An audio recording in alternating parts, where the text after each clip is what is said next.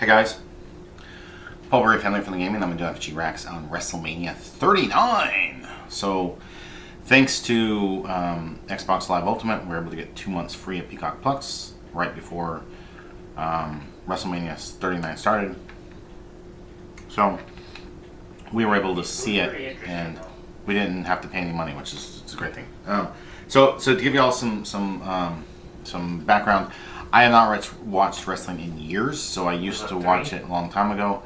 I don't know how many years it's been since I watched wrestling. It's been a while. 4 or 5 years maybe. I mean, it's been a bit. Every so often I read about what's going on, maybe once a quarter or something. Well, one of the things that sent me away from professional wrestling, watching it, first off, was time. We were doing so much content creation ourselves here at Family from the Gaming. That's one thing. Another thing is, I'm so sick and tired of them constantly pushing the women wrestlers. My opinion, and this is based by fact, the women are just not as good as the men. You sit there and watch them, they make more mistakes. Most of them are a whole lot shorter. They can't do as much. They try to do things. You have the announcers, just being all like, oh, how amazing that was. And then you're starting to realize just how out of touch the announcers are, based on the fact that that was a horrible match. I'm like, that was the most amazing match I ever saw. And you're going, no, your Emperor's New Clothes, no, not happening. So just to give you a little kind of background on me and my opinion versus what's currently going on in pro wrestling. Okay, so I gotta have the matches up over here.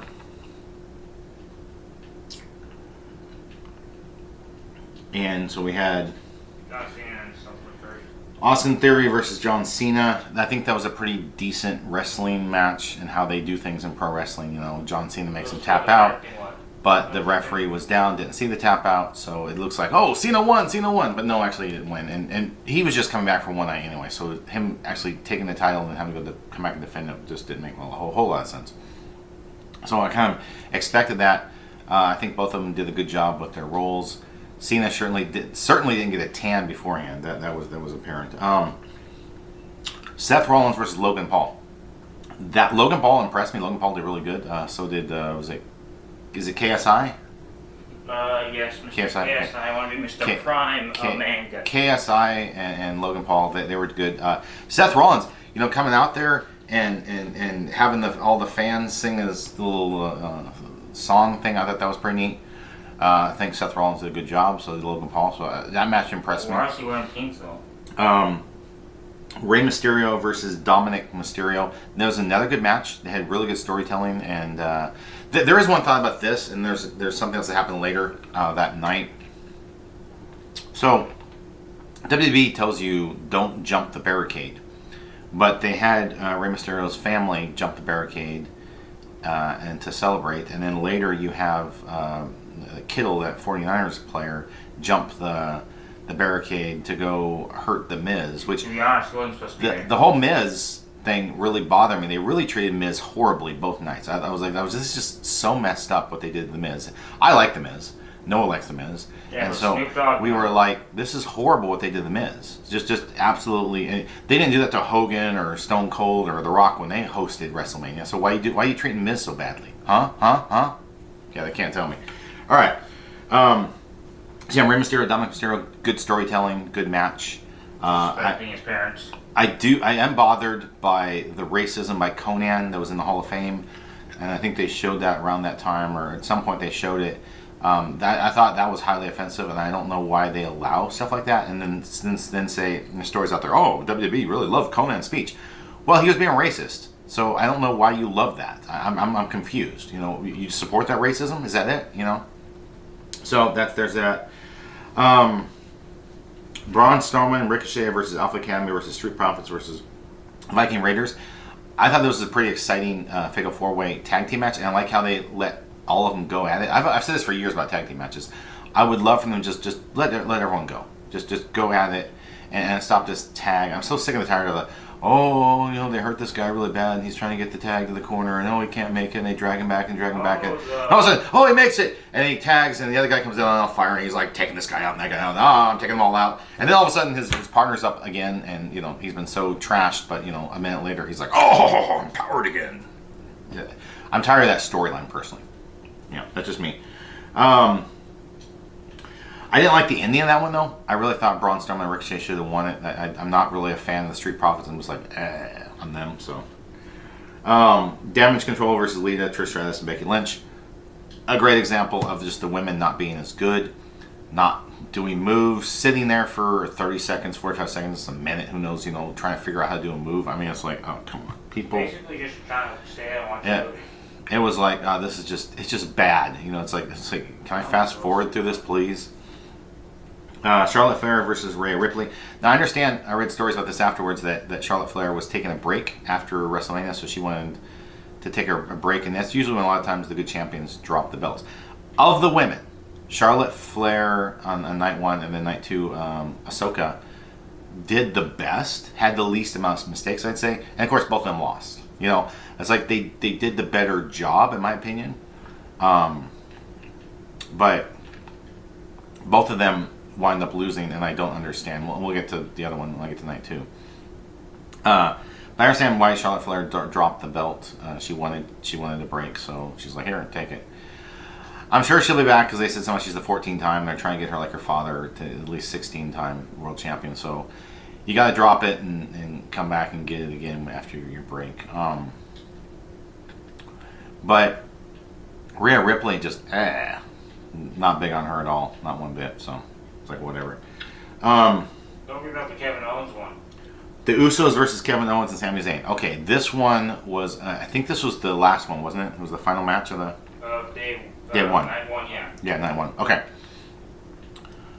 This was a really good match, and they had so many fake finishes at the end. I mean, it was like, oh, these guys are going to win. Oh, these guys are going to win. These guys are going to win. No, they're going to win. It was just back and forth and back and forth. And at one point, I was like, come on, just finish it already. Like, I just want someone to end somewhere, somehow. Just stop it. So, but it was a good match. I thought they did a good job with it. Yeah, it did go a little too long. To be honest, the bloodline had to be stopped. Let me see if I can find. I didn't check this to find. I don't know about Bad Bunny where he did it during that Ring of Mysterio match. Close that. Yeah, the Miz was just. I can't believe they did that to the Miz. That was just horrible. Miz deserves better respect than that, honestly.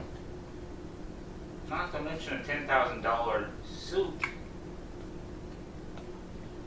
Like, all right, where's... Great.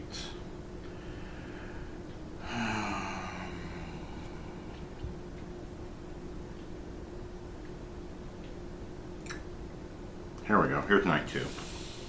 All right, so night 2. A lot of these I think they gave the fans what they wanted, but other ones I'm like, no. I like the Brock Lesnar almost. It was a short match. I didn't expect those two to do too long. Brock did sell the back injury that he had been, almost been working his back over. So he sold that one time, and then he somehow, oh, now I can do the move. Boom, and that was it. So that was expected. Ronda Rousey and Shayna Baszler women's fatal 4-way. Sorry, just I fast forward through most of that as I could. It just I came back later. It's just like I got stuff to do. This one's just horrible.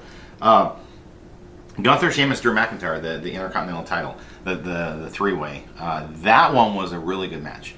They went back and forth, and it was like this guy could win, and that guy could win, this guy, and then they did a good job. And I think it was good to have Gunther retain the title. I know they want Sheamus to get it at some point because he never got it. I don't think McIntyre's got it either.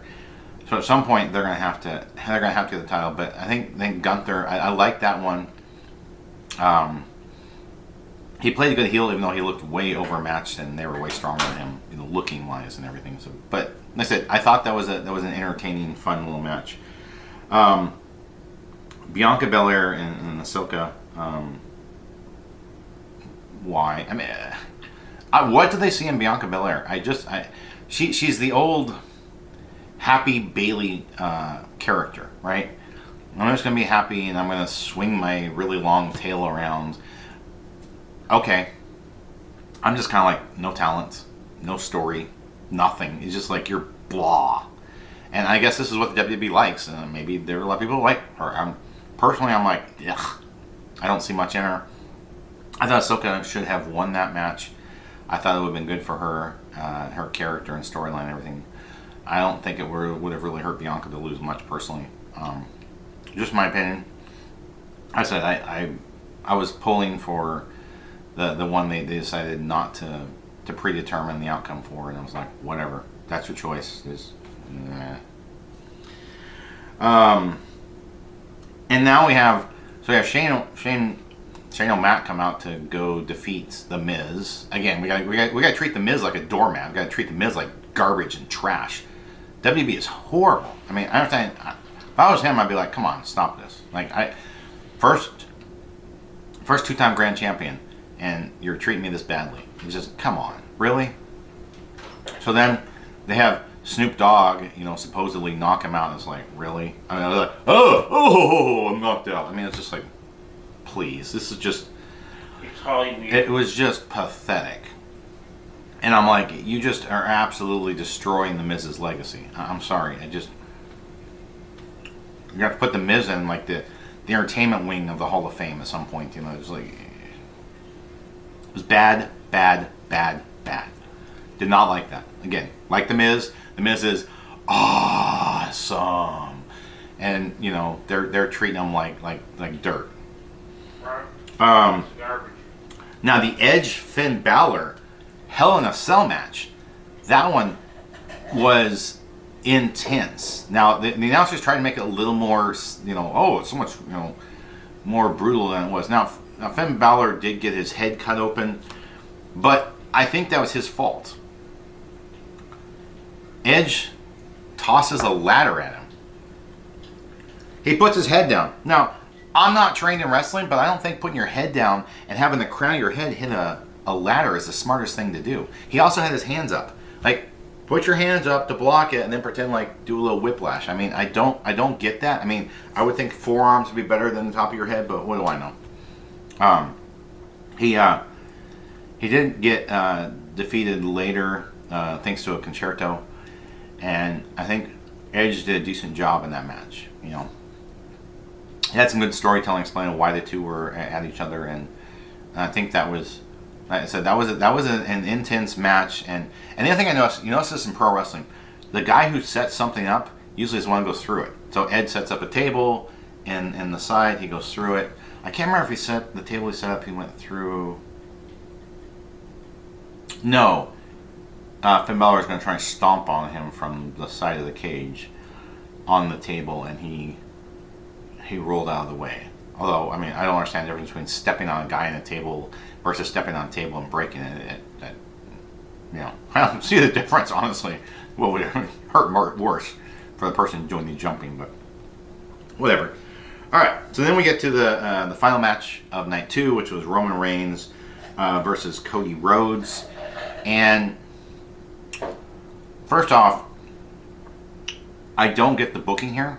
Now I have read since then, because I'm actually recording this a week after WrestleMania started, WrestleMania 39 started, that Vince McMahon is back and he's been doing a bunch of booking decisions and just things are making zero sense. Things he's doing. Okay. It really was 5-on-3. And you go, what do you mean 5-on-3? It's 1-on-1. Roman Reigns versus Cody Rhodes. No. So first off, you have the Solo Sikoa come out, and he kept interfering. The referee finally kicks him out. And then, here come the Usos. So now we're at 4-on-1, right? The Usos come out and attack Cody Rhodes. But then Kevin Owens and Sami Zayn come out and they attack the Usos. So now we're 4-on-3, right? They also attacked Roman Reigns, did their finishing moves on Roman Reigns, both Owens and Sami Zayn. Then the Usos and Kevin Owens and Sami Zayn, they all leave. And Cody Rhodes is doing his finishing move like 1 time, 2 times. He's going for the 3rd time. And here comes Paul Heyman up on the apron, and he's distracting the referee. So now we're 5-on-3, right? 5 different people on one team against, what was 3 on the other team. So then Solo Sikoa comes out of nowhere, jumps the barrier. Here's another jumping the barrier.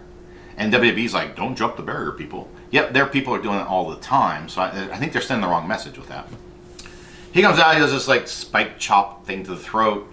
Roman Reigns does a spear and he pins him. And I'm like, Roman Reigns out there, I'm the tribal chief. I'm so amazing. Ho, ho, ho, ho, ho. Look how strong I am. Well, I mean, 5 on 3. Come on, dude. Like, if it wasn't for Sami Zayn and Kevin Owens, it would have been 5 on 1. And so, my opinion, the way the story should go is Cody should get a match like in a cage or a Hell in a Cell where no one else can get involved. Or just him and Reigns. And then he wins. That's where the natural progression of the story should go.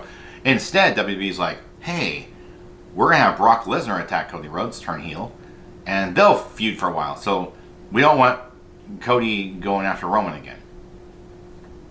So what, you can get Roman to 1,000 days? Who cares? Well, you got beat Bruno Sammartino's over 4 years of being champion? Is that the goal? I mean, because then you got to go through another WrestleMania. And, it's at this point, I'm just like, oh, come on, people. You're booking the wrong thing. You're not booking something that makes me want to come back and watch. I'll tell you that. I'm just like, I don't care. Like, we got this 2 months free of Peacock Plus. And so if there's another pay-per-view I can watch in that 2 months, I'll watch it. Probably, later as it's VOD, probably not live. In fact, I didn't even watch the last match because it was too late. I had to get up into work and on site on campus that next morning. So I had to go to bed and I had to watch the Roman Reigns Cody Rhodes match the next night. And I had a bad feeling they were gonna throw this horrible, ugly, nasty swerve. And I don't see what they see in Roman Reigns, honestly. I mean, Vince McMahon has been pushing Roman Reigns for I don't know how many years. For a long time, the fans were against it. Then eventually, some of the fans got behind it, and now they're against Roman Reigns again. And it's like, just stop. Like, he just keeps pushing this one guy, and we're tired of him. So that's my opinions of WrestleMania 39. I thank everyone for watching. I hope you have a wonderful rest of your day. Bye.